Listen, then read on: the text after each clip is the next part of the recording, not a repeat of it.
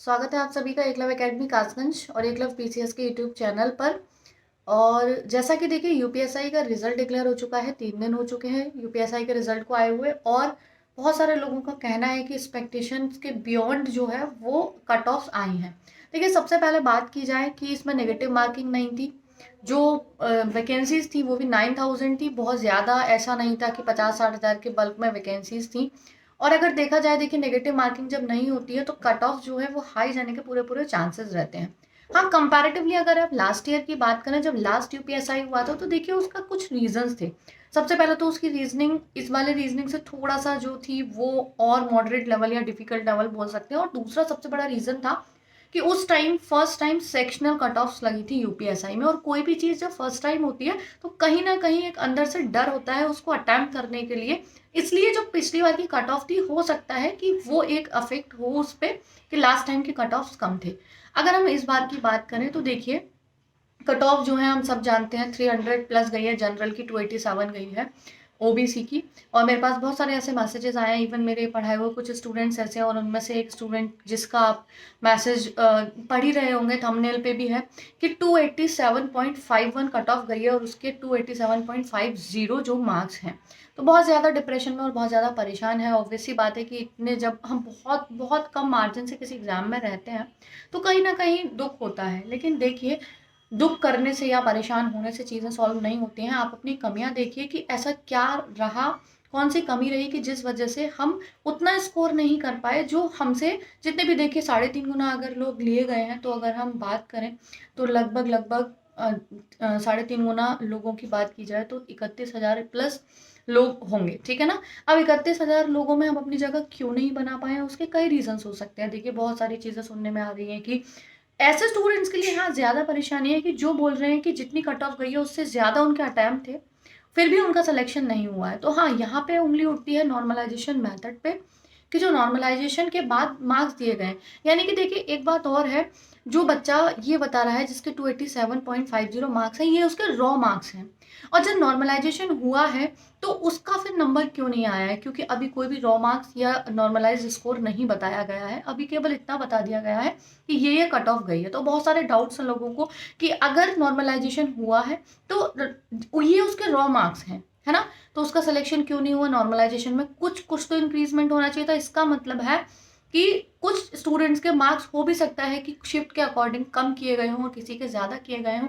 तो उसके लिए तो बेहतर ये है कि स्कोर कार्ड आना चाहिए, आपको रॉ मार्क्स पता चलने चाहिए और अपना नॉर्मलाइज स्कोर पता चलना चाहिए। क्योंकि देखिए यहाँ पे नॉर्मलाइजेशन नेगेटिव मार्किंग के अकॉर्डिंग तो होगा नहीं, क्योंकि नेगेटिव मार्किंग में तो चलिए जिसके ज़्यादा नेगेटिव है, जिसने ज़्यादा नेगेटिव कर दिए हैं या जिसने कम है, उसके आधार पर भी नॉर्मलाइजेशन हो जाता है। लेकिन यहाँ तो अगर बात की जाए नॉर्मलाइजेशन की तो नेगेटिव मार्किंग की तो बात ही नहीं आती है। तो एक ही बात बचती है बस शिफ्ट के डिफ़िकल्ट और ईजी लेवल की, है ना। तो देखिए अब उदास होने से या किसी भी परेशानी से परेशान होने से कुछ नहीं होना है। देखिए कि नेक्स्ट कोई भी जिसमें आपने फॉर्म भरा हुआ है, कि अब की बार जो गलतियां हुई या जहाँ पे हम पीछे रह गए वो दोबारा ना दोहरे, आगे हम बहुत बेहतर परफॉर्म कर पाएँ। और देखिए बाकी तो सब तैयारी तो सभी करते हैं, चीज़ों को मेमोराइज ज़्यादा से ज़्यादा कैसे किया जाए, इस पे मैं एक बहुत ही जल्द आपको एक गाइडेंस दूंगी। और देखिए मेमोरी पावर को किस तरीके से आप इंक्रीज़ कर सकते हैं, चीज़ों को कैसे ज़्यादा याद रख सकते हैं, या एग्ज़ाम के लिए क्या स्ट्रैटेजी बना सकते हैं, ठीक है, वो मैं आपको बिल्कुल गाइड करूँगी। ये गाइडेंस वाला वीडियो वो आपको मिलेगा।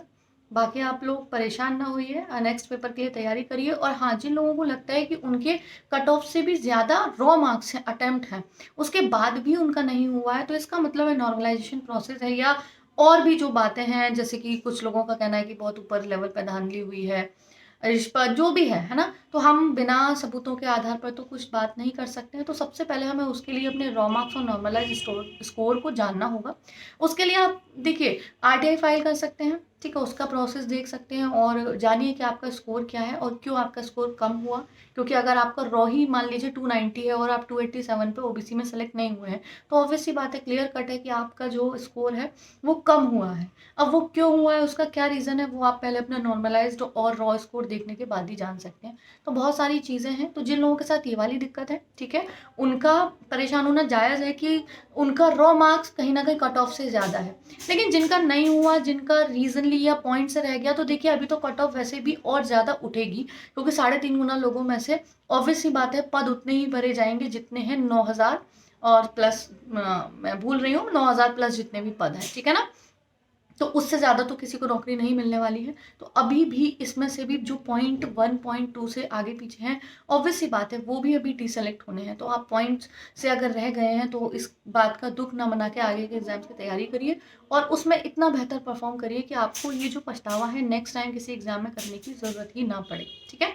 तो एक छोटा सा गाइडेंस था, छोटा सा मोटिवेशन था आप लोगों के लिए कि परेशान ना होइए, मंजिल मिल जाएगी। अगर आप मेहनत कर रहे हैं तो वो कभी वेस्ट नहीं जाएगी। कभी कभी चीज़ें जल्दी नहीं मिलती लेकिन देर से मिलती हैं और बेहतर मिलती हैं, ठीक है।